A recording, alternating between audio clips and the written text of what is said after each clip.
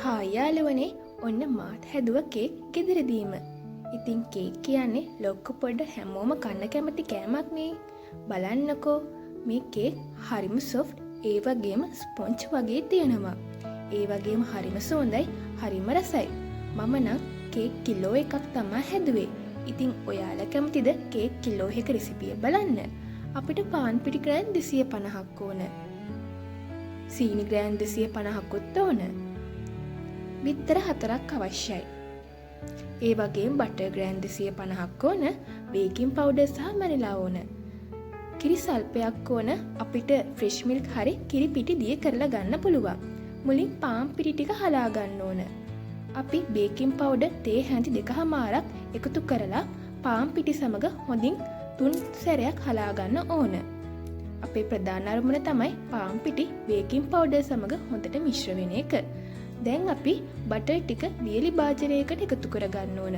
හොඳට මතක තියාගන්න අපි කේක් හැදීමට ගන්නා සියලු භාජන වියලි තත්ත්වයේ තියෙන්න ඕන. නැත්නම් කේක් අමු වෙන්න පුළුවන්. දැන් සීනි ටික එකතු කරගන්න.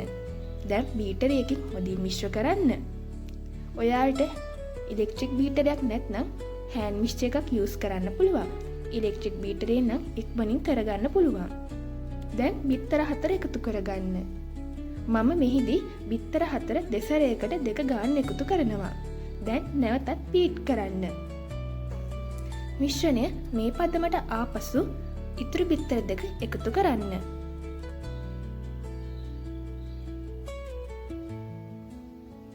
නැවතත් බීට් කරගන්න.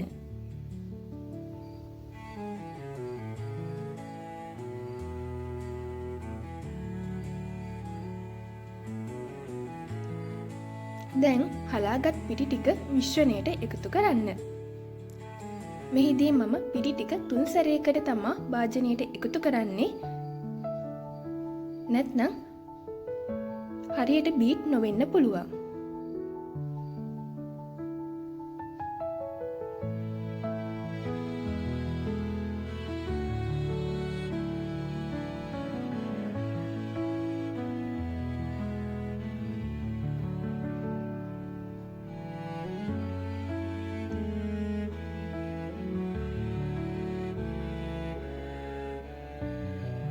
දැන් බැටර් එක මේ පදමට ආපසු ඔයාලා එකතු කරන්න ඕන කිරි සල්පය. ඔයාලා ගොඩක් කිරි එකතු කරන්න එපා. මිශ්‍රණය තරමක ඝන ගතියක් තියෙන්න ඕන. මිශ්‍රණය දියාරු වුණොත් නම් අනිවාර්යයෙන්ම කේක් එක හොඳට බේක් නොවෙන්න පුළුවන්.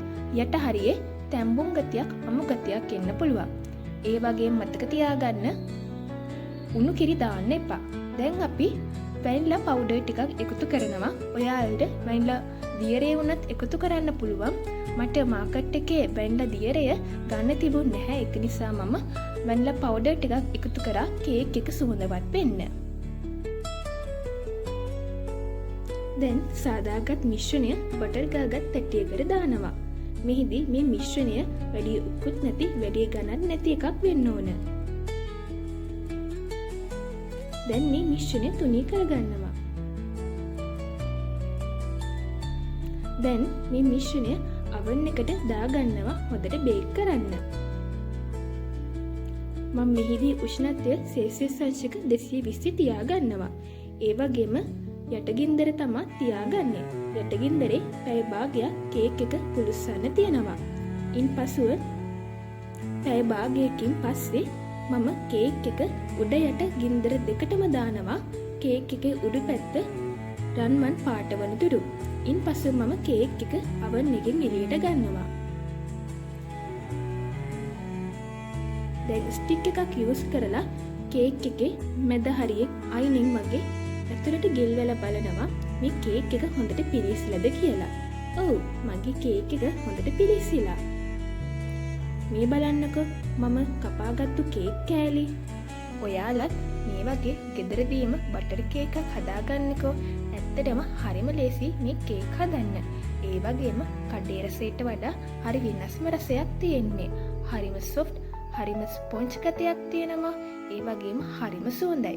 ඒ වගේම පොඩ්ඩ හරිම ආසයි මේ කේක් කන්න. අමුත්තන්ට උනත් ලස්සනට පිළිගන්නන්න පුළුවන්. එහෙනම් මගේ channel එක subscribe කරලා මාත් එක්ක එකතු වෙන්න යාළුවනේ.